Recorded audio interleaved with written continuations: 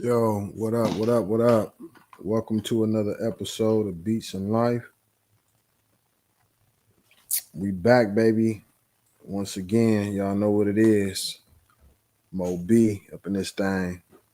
So yeah, just like the title said, I got a video that I want to share with you guys.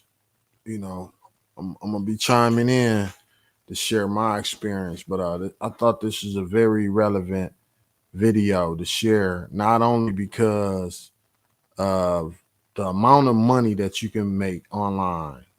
You know, if you're a producer, songwriter, um, any kind of content creator, if you make hooks, you just make hooks. You know, if you just sing, however you make your content, um,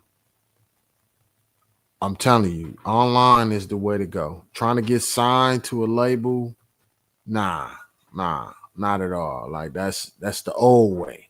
So a lot of y'all think y'all gotta still think this. I don't know how y'all still thinking this. A lot of y'all biggest stars have never signed to no major label. A distribution situation that's different. But yeah, check this young lady out. I'm gonna add the link to the original video in the description. I believe I already added it. So yeah, it's already down there. Y'all can check her out. Subscribe to her, tap in with her. I subscribe to her, tapped in with her. I think she dope. Very, very, very intelligent lady. But what she about to explain, she had to do it. Like, and I'm gonna chime in. Like I said, I'm gonna be chiming in. I'm gonna play this intro and then we're gonna get to it.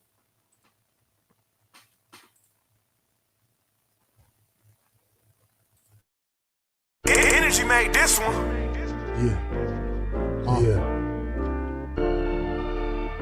Peace and life. That's right. From the very beginning, the first sound is the beat of the heart. The sound of life is only right. Let the beat is the start. We embark on the life of making memories of sounds. In our mind, what we find, we can make it with. What up? We back, baby. Beats and Life.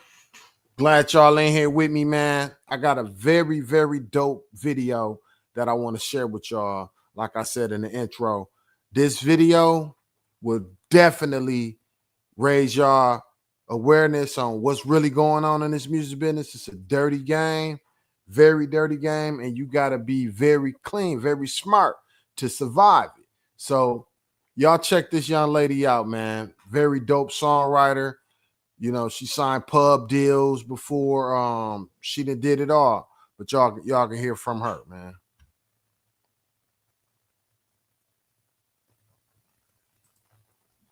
When I first started doing music at a professional level, I was definitely living in a constant state of uncertainty. Jury's out if that's ever ended. I was chasing placements, waiting on paychecks and royalties that always felt like they were never coming or delayed for whatever reason. At one point, I did sign a publishing deal that came with a 6-figure advance, but I did not get all that money at once, and eventually my publisher stopped paying me too. And that sent me into panic mode.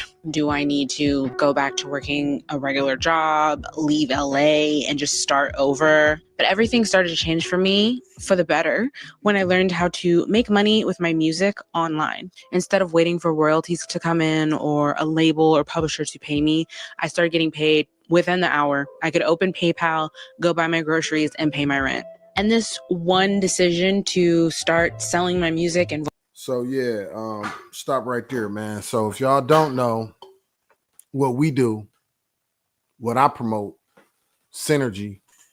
Um, some of y'all might not know, but I'm a manager. I'm a musician manager, and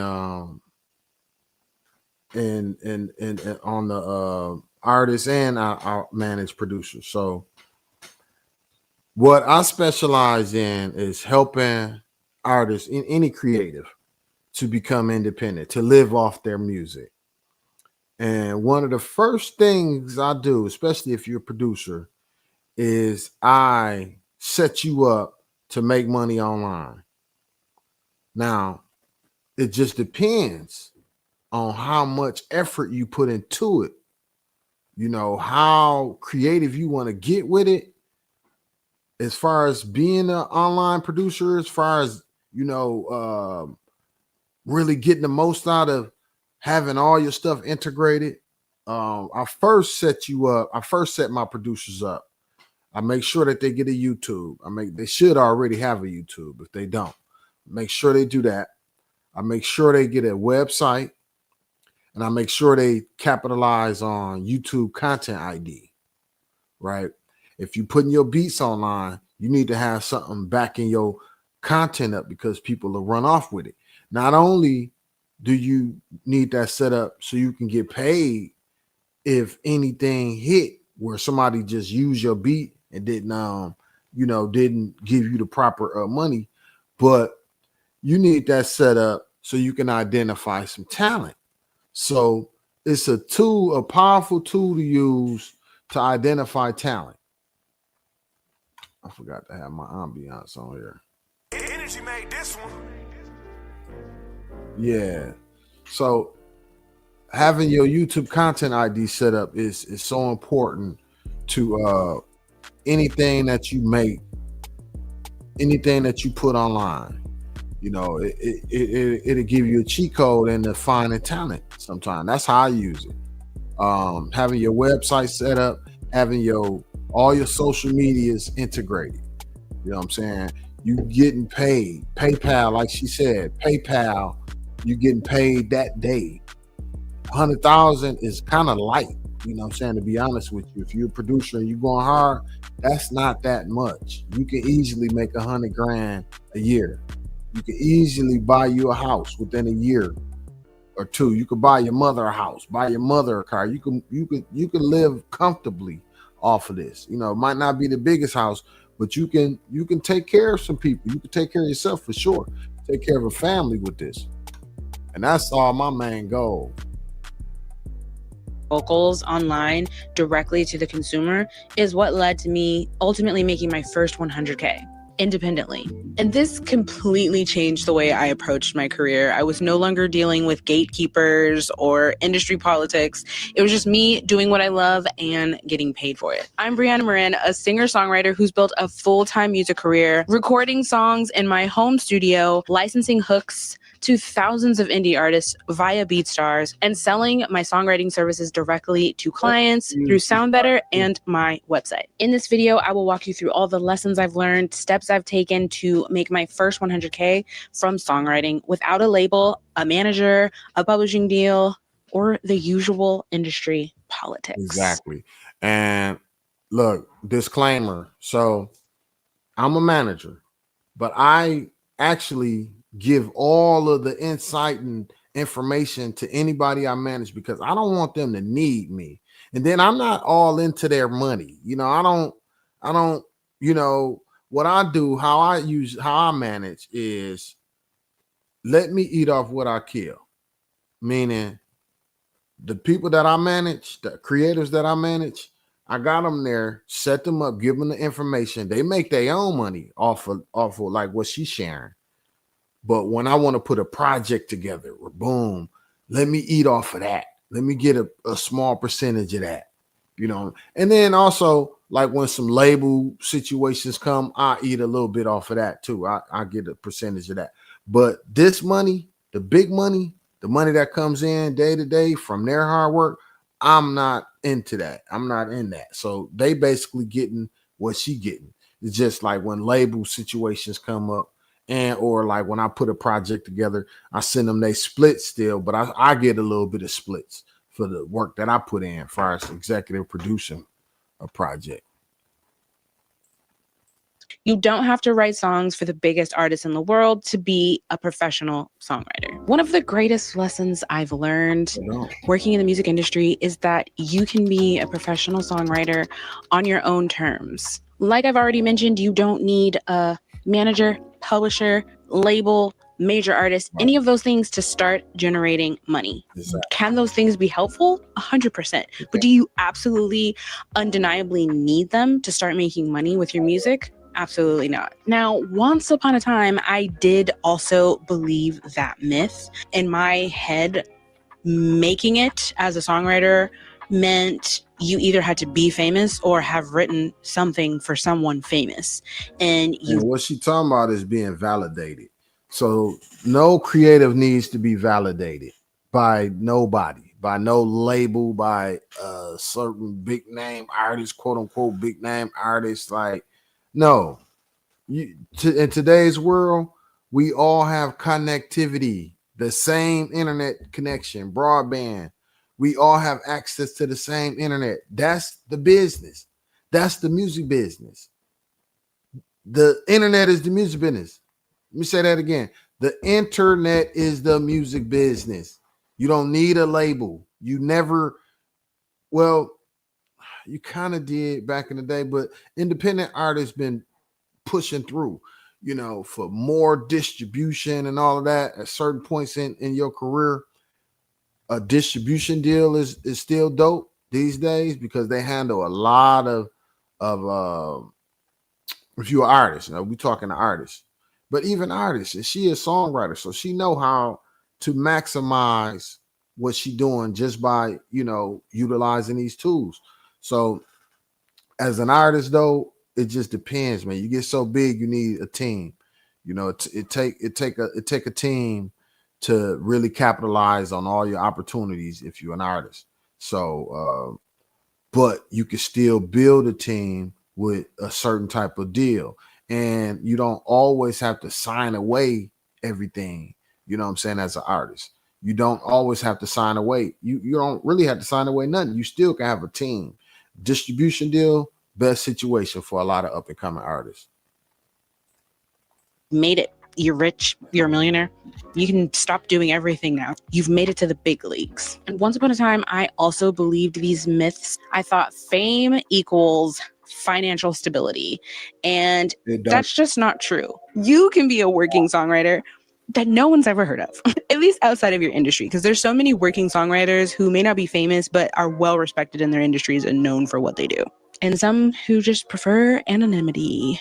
Anywho, my whole mindset shifted when I moved to LA and got connected and started working around real creatives who were in the music industry full time. I was meeting background singers, producers, touring musicians, teachers, people who work on jingles and commercials. There was a whole world of music and entertainment that I had never even fathomed. All that to say, all of these people were working and getting paid, and some very, very, very, very, very well. This is when I started to realize the goal isn't fame or popularity or being known. It's working as a songwriter, getting paid for my songwriting, and being able to meet my basic needs as a living human being. And it's possible. You just have to figure out the right steps to take to get to that place. So what should you remember from this lesson? There's more than one way to reach financial stability in music. Figure out where you fit and persistently, aggressively keep making your way down that avenue until you have made your career look the way you want it to look. Lesson 2, my publishing deal did not make me rich, but it helped me become more self-sufficient and set up my work from home style songwriting career. My first real substantial big check in the music industry did not come from me working online. It was initially from my publishing deal. I had a co-publishing deal that came with a 6-figure advance. I knew I wasn't going to turn it down. I was ready to quit my jobs, plural, and I just wanted to work full-time in music. So I said 100% yes. They give you almost like a payment plan where they'll pay you in installments, until the next milestone of your deal allows you to get to X amount of money. So it was still chunks of money that were much more than I had been making at my retail job and random marketing brand ambassador jobs I was taking in LA. So I thought I was set for life and I was a wealthy mamacita and that I would never have to have any financial money troubles again. I was also thrilled to know that I could make this kind of money from music that I recorded and wrote. I was very responsible. I was paying myself a certain amount per month so that I wouldn't, just bleed through all the money. I had met so many songwriters who got big advances and then were just like bleeding through all their money and were broke. And I was like, not me, honey. I'm going to be so smart. In addition to my advance, I had a travel budget. So if I had to go to a writing camp that was out of the country, which I did, they would buy my plane tickets and take care of all those kinds of things. So of course, when I found out I had an equipment budget, I asked an engineer that I knew at the time to pick the best setup for me because he was recording me all the time. He knew my voice and he knew all the things. So he was like, you should have this mic, you should have this interface, and this is all you need and you'll be good. And he hooked me up with a template and sent me on my way. And, from there, I had all the makings to do well with an online career, but I was still very much invested in my publishing deal and working in the music industry. Jumping back into the money of it all, advances and whatnot, about a year or so into my publishing deal, my scheduled payments were no longer arriving when they were supposed to arrive. And it was becoming a struggle bus. I was watching my money dwindle and trying to figure out what I was going to do. I might have to go back to, working because your publishing deal and your income really depend on you getting more placements with major artists and major projects so that your royalties, first of all, can recoup your advance, pay all that money back. But the thing about placements is you're dependent on people. So if an artist you're working with decides to cancel their tour and cancel their releases because they decide they want to be pregnant and focus on their family, then that avenue of money you thought you were going to have isn't going to work. Or if you recorded a whole bunch of music with an artist and you are like, oh, cool, I ended up with most of the songs on their album, and they suddenly decide, or their A&R suddenly decides, or their manager decides they're going in a different direction artistically and they scrap all your music, then you're back to the drawing board. So long story short, the deal didn't end well. But there was still a silver lining in all of this. I had my upgraded equipment that I could use to my advantage. And that's exactly what I did. Around the time I was on my last legs with money and I didn't know I had received my last check from the publishing deal, I learned about SoundBetter. I went on the website and at first I was very unamused. And then I saw a friend of mine make some money instantly. He was negotiating with someone and charged him $800, and then bam, I heard his PayPal alert go off on his phone and he had $800. 5 minutes ago, he didn't have the $800. And I was like, you have to be kidding me. I'm convinced, I'm sold, I'm in. So I immediately went in on my SoundBetter profile. I put my best photos. I gathered all my best songs and made a reel out of it on Pro Tools or Logic, one of the other. I wrote a cool bio about myself, and then I thought about what services I was willing to offer. Background vocals, writing hooks, singing demo songs, songs that they've written and they just need vocals on, writing full songs, helping someone finish their lyrics. I was trying to think of every single thing I could help you do. And I just laid that out. Fast forward maybe 30 or 60 days, I had made a few $1,000s just on SoundBetter.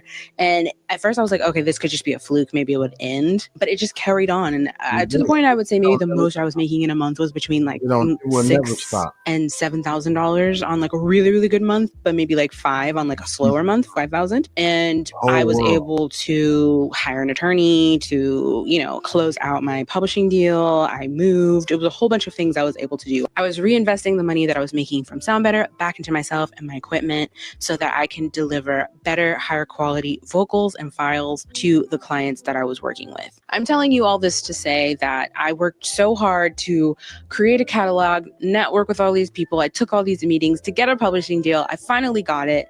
Got the advance, and it was not all it was cracked up to be. Some people, publishing deals and record label deals end up being a fairy tale for them. So don't let this deter you from something you may be considering. For me, it just didn't pan out that way. What it did help me do is realize that wasn't the path for me. Yeah, well, I'm gonna say this. I'm gonna add to it. I think a combination of both is probably the perfect situation. That's what what I suggest, especially for producers and songwriters. I suggest a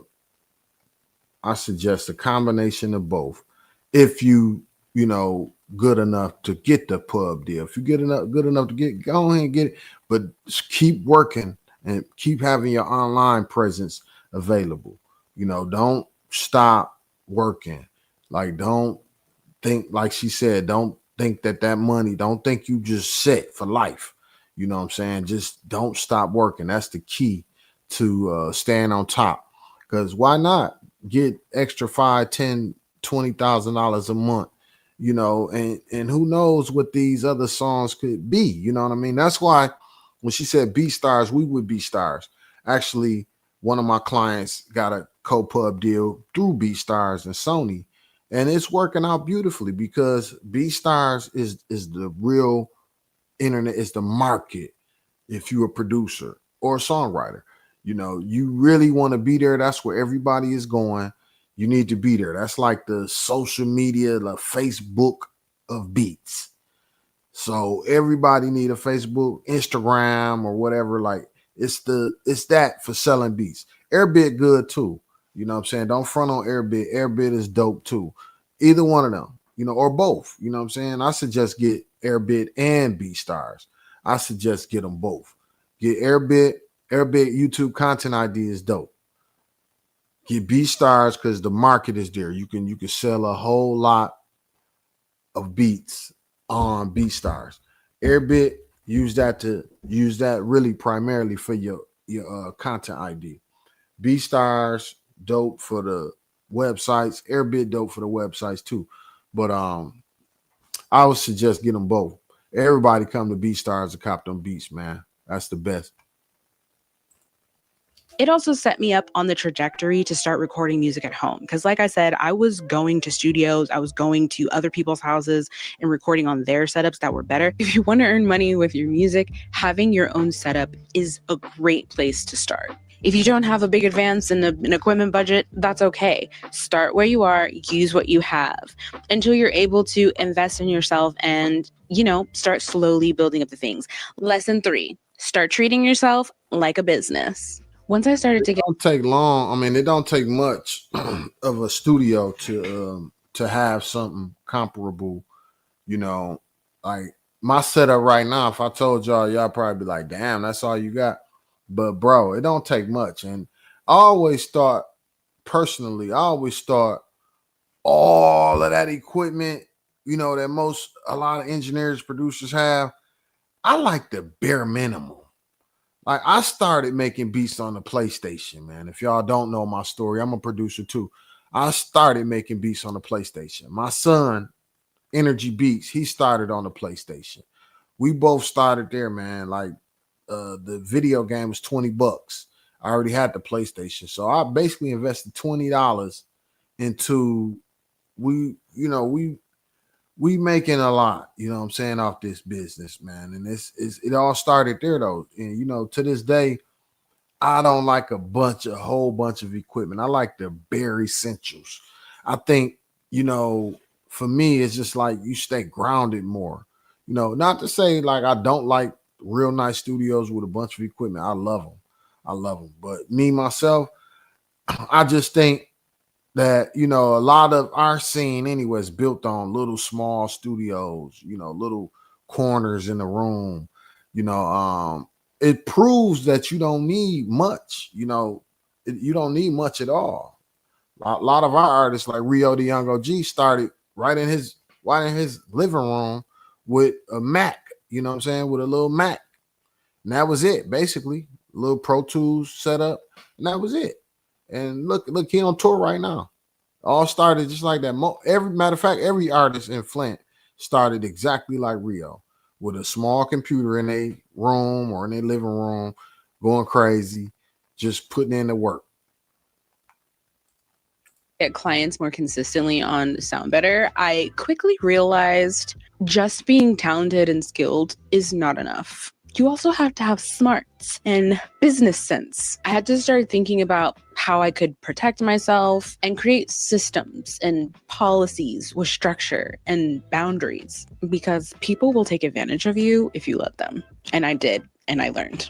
So don't do that. Side note, I realize I've been talking about Sound Better and you may not know what it is. If you're unfamiliar with it, Sound Better is a place that people, artists, producers, executives, whomever, can create an account and start hiring creatives for their projects. And the creatives can be audio engineers. I believe that's what they started with.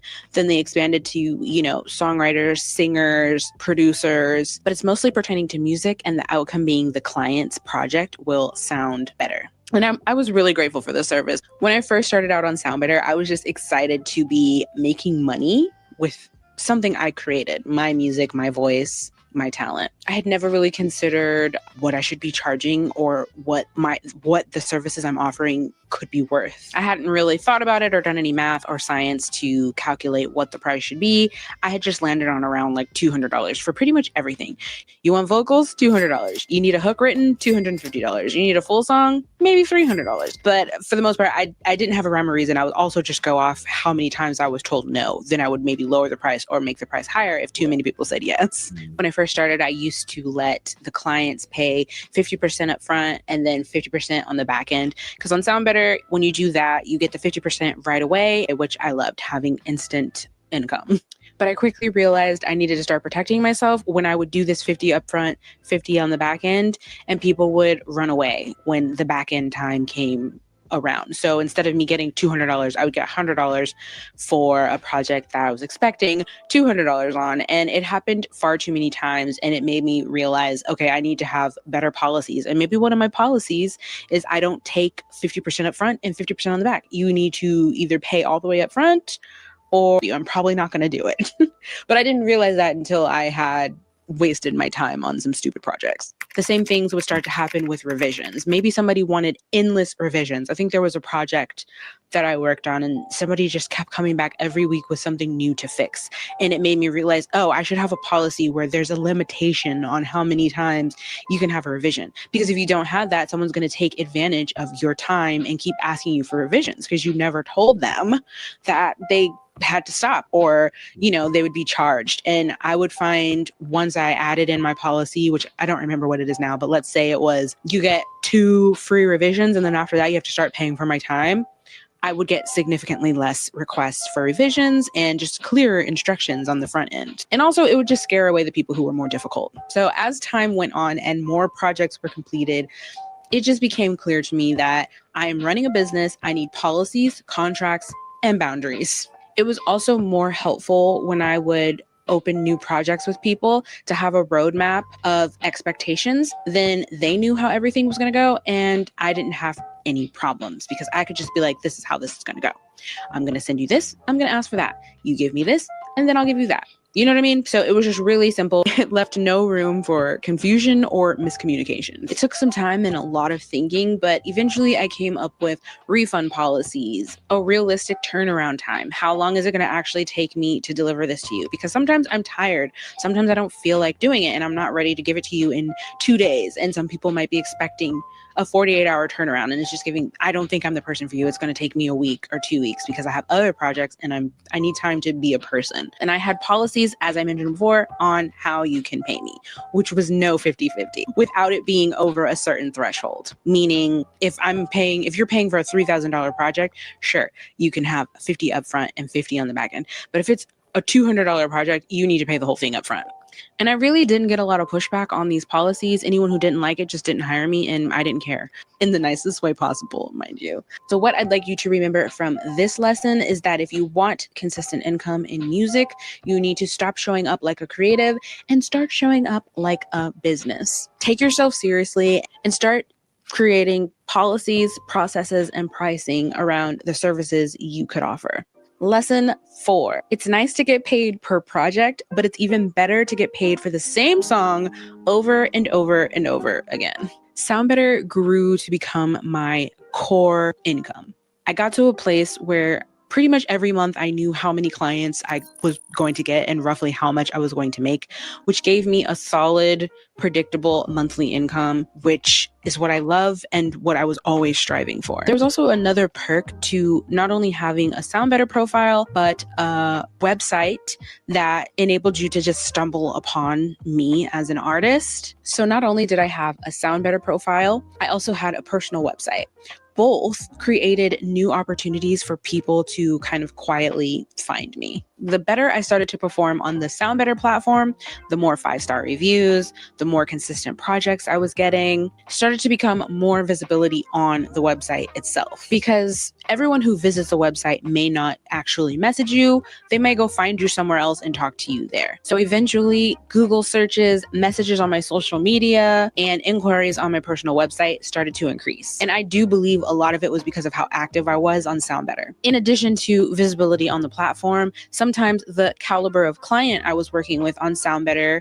was pretty awesome. I would often get inquiries from DJs who had underground followings, producers who were already working with music libraries and were getting placements on television. I've heard several of my SoundBetter placements on shows that I watch, like Selling Sunset and Insecure, which is crazy. All these projects I was working on and the visibility I was getting from the website and my Google searches started to compound and create even better opportunities for me. And eventually I was connected with the founder of BeatStars, who ultimately introduced me to the idea of licensing hooks on the BeatStars platform.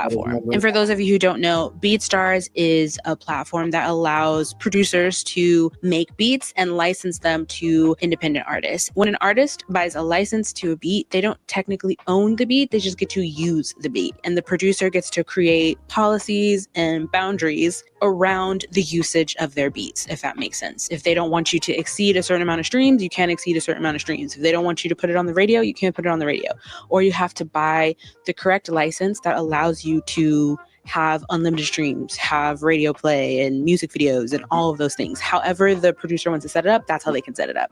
So I started to partner with the producers on BeatStars, writing hooks to their beats and selling the beat with the hook to the indie artists. So it ended up being really popular with underground rap artists who maybe didn't want to write a hook or had verses and stuff already to a certain beat and just needed a hook to drive it home. Those were the kind of people that were purchasing my hooks. I was definitely skeptical and hesitant about starting this beat with hook licensing journey, but I figured I had nothing to lose. I would give it 6 months and see if anything happens. I was given a folder of beats. I recorded hooks to probably almost all of them. So once I was done recording the hooks, I scheduled and uploaded them to my page, and the producers were uploading them to their page as well. I don't remember the exact year I started, but let's say I started in a July of that year, years ago. I was seeing like $100 here, $200 there, and it was worth enough for me to keep going because I figured maybe that's because only 5 hooks are available, and that's why I'm only making like $100 or $200. But it's $100 or $200 I didn't have before, and it's paying me for work I did one time. I don't have to keep recording over and over. It's not per project, it's per license. Yep. So eventually, maybe by October, November, I was in like the $1,000 to $2,000 range, and I'm talking per month selling these licenses. I don't know how many exact licenses added up to the 1,000 or 2,000 because the way we were doing it, there's about 4 options you could choose from. There was like a basic license for around $20 to $30, and then the highest tier being like $200 to maybe $300 for an unlimited license. Then maybe fast forward to January, February, I had definitely gotten to about maybe $3,000 to $5,000. And over the years, when I started adding more and more hooks and being more consistent with the releases and also posting on YouTube and also running ads, I was running ads and maybe some of the producers I was working with were running ads on top of that. I did reach a pinnacle of maybe 10 to 15K per month licensing hooks on BeatStars. And, you know, it would fluctuate, give or take, depending on the way the sales hit. Sometimes around Christmas, it would do even a little better than that. And that was just me. I know the producers make probably far more than what I was making. It seemed like the more hooks I created, the more the sales were compounding on top of each other, because maybe it took one hook a little bit longer to take off and now it's selling. And then you released a new hook that was doing well. So all the sales were accumulating, and I was still doing SoundBetter in the background. So I had my SoundBetter income and my BeatStars income, which ultimately led me to generating 100K recording vocals, hooks, songwriting projects in my living room at the time.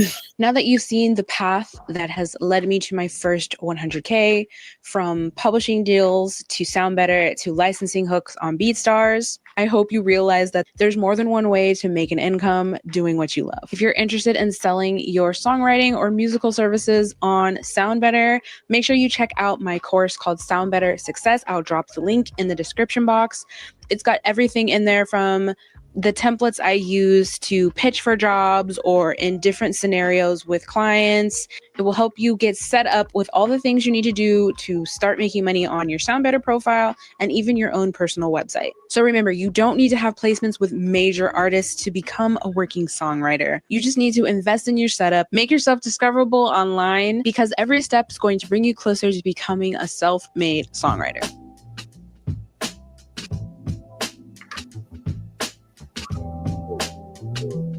For videos too. I love the feel of it. Very professional. Very professional. Loved it, man. So yeah, hopefully y'all tap in with that lady. What was her name? I forget her name. When I first started doing music, What's the lady name? I gotta get her name because she dope. Oh yeah, Brianna Marin. Yeah, Brianna Marin. That's her name. Yeah, man. I really enjoyed that information. Like I said, I just wanted to share that with you guys. Wanted y'all to get informed. If y'all haven't been on BeatStars, get on BeatStars right now. And just go crazy. Yeah, buy you some ads. If you're confident in what you're doing, buy you some ads, man. Put you some ads out there and make more money. The more exposure, the more money you get. That's just how I go. Simple. Have faith, confidence in yourself.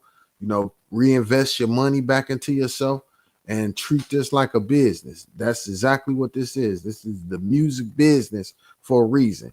You don't have to be signed to no label to be in the music business. That was her whole point of making that video. She's a professional musician. She's not signed to nobody.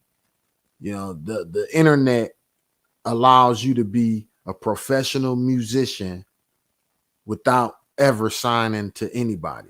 And you don't never have to sign to nobody. If you learn how to register your songs right with all the different places, through your ASCAPs, through your performing rights organizations, either ASCAP or BMI, CSAC, one of them. Then you go over to the MLC.com. That's another one. It's the mechanical licensing. I think the C mean corporation. Mechanical licensing collections. That's what it is. .com, the MLC.com. Go over there. Then you go over to Sound Exchange. Right? You want to copyright your stuff too. So you go to the LLC.gov. All right, that's the Library of Congress.gov. You want to do that. You want to get your copyright, especially if you're a songwriter. So yeah, man, reinvest in yourself. You make the money, put it back into yourself. You know what I'm saying? Don't think this is not serious. That's the whole point of what she was saying in a lot of that video. So yeah, man, I'm gonna let y'all go. It's getting a little late. I got to turn it on in, but I needed to make this video. I saw this video earlier and I just felt like, man, I gotta share this. The thing she was talking about, how the music business is, like these labels, they sign you, you end up broke a lot of times. A lot of these artists and creators end up broke. So if you're not constantly on it, you can end up fucked up. And how did that look? You're a musician. Everybody see your video. Now you working a regular job. I mean, most musicians, once they pop, they don't ever want to go back to that. You know what I'm saying?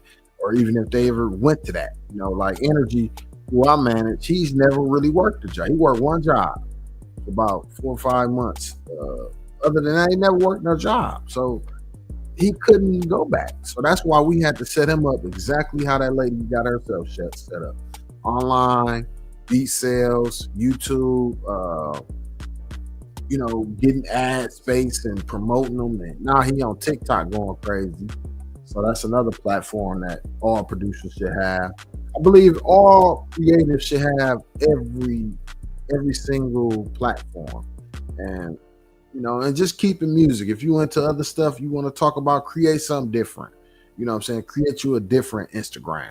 You want to talk about something different, you know. But if you an artist and you well known, you know, just keep that one, go crazy on it, you know what I mean, and get your money, man. I'm out though. It's your boy Mo B. Energy made this one. Yeah. Peace and life. That's right. From the very beginning, the first sound is the beat of the heart. The sound of life is only right. Let the beat is the start. We embark on the life of making memories of sounds. In our mind, when we find we can make